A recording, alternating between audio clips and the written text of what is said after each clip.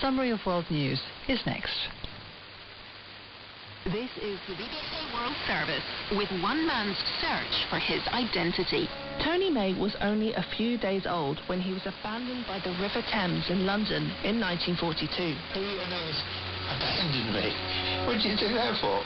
He has spent his whole life wondering where he came from. He was desperate for answers, and that really struck me. Who knows what you might uncover? You really are stepping into the unknown. This is heartbreaking, absolutely heartbreaking. This sort of journey is not without its risks. We had an awful lot of red herrings, we had an awful lot of false leads.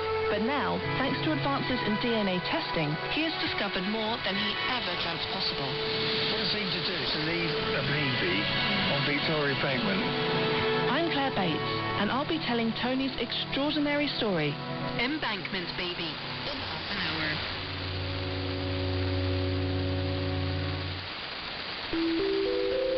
Welcome to BBC Trending. I'm Mike Wendling. Along with the coronavirus pandemic, there's been a wave of bad information and bad actors online.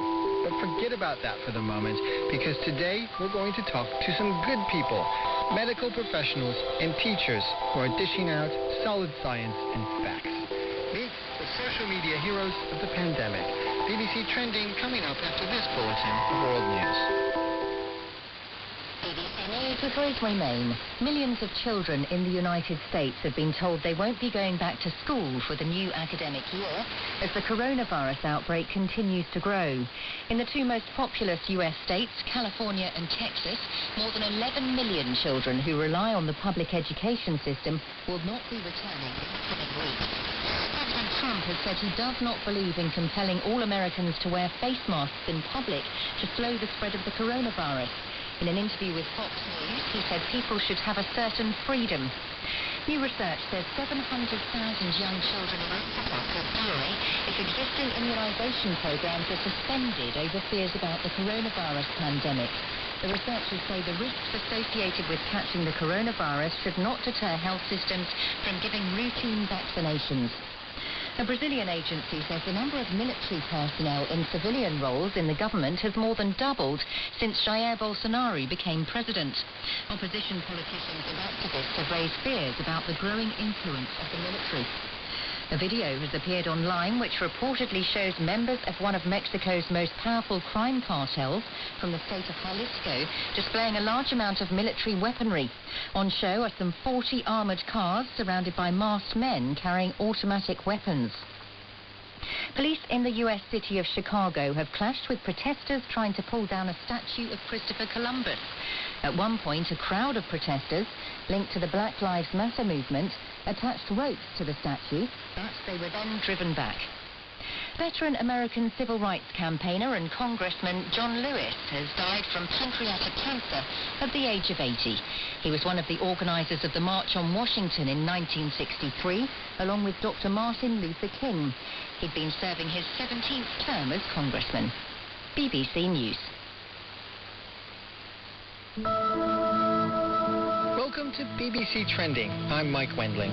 Usually we explore the dark corners of social media, the ones filled with extremists, conspiracy theorists, and scammers.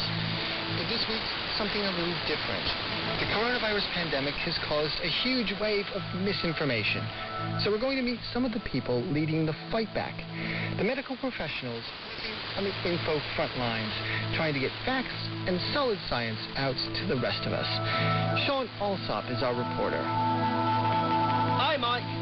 I've been talking to COVID heroes from all around the world, using different platforms and different techniques, but all trying to make a positive contribution at a very uncertain time. In this program, we'll hear from 4 of them.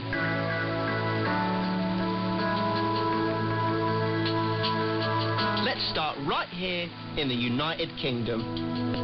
So I'm John Campbell. I'm a recently retired nurse lecturer. I live in Carlisle in the north of England, and I make YouTube videos that are used around the world by medical students. John had been posting nursing educational videos for years, many, many years, all the way back to the 90s at the age of a VHS. Man, I don't miss those. But he's definitely kept up with the times. In May 2007, I started the YouTube channel. I started uploading videos to YouTube.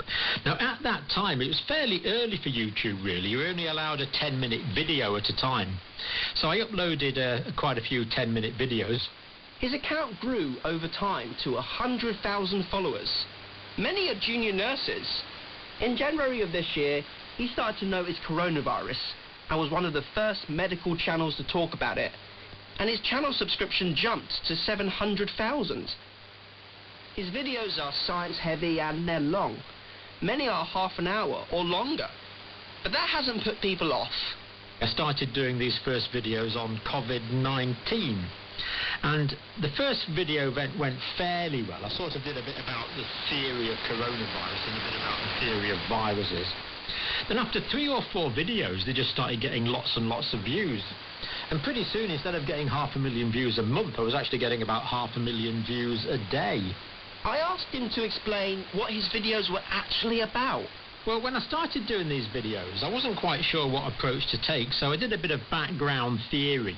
Because this is what I've always done, really. I've explained sort of the background medical principles, the background physiology, the background microbiology, or whatever it is, and then try and relate that to the real-world situation, to what you see when someone's sick, what you see in the clinical environment. Then, of course, what you do about it. So that's kind of how I started off. Now John is doing daily videos. Usually a roundup of all the latest findings and research. He tries to make them broad and touch on developments across the world. So I would say what had happened today, what are the interesting developments over the past 24 hours, and what's happening in various countries over the past 24 hours. So I'd start breaking it down into countries. So what happened in the UK, what's happened in the United States, how's the situation going in Brazil. Every day from multiple countries. That must be tiring. He agrees, it's pretty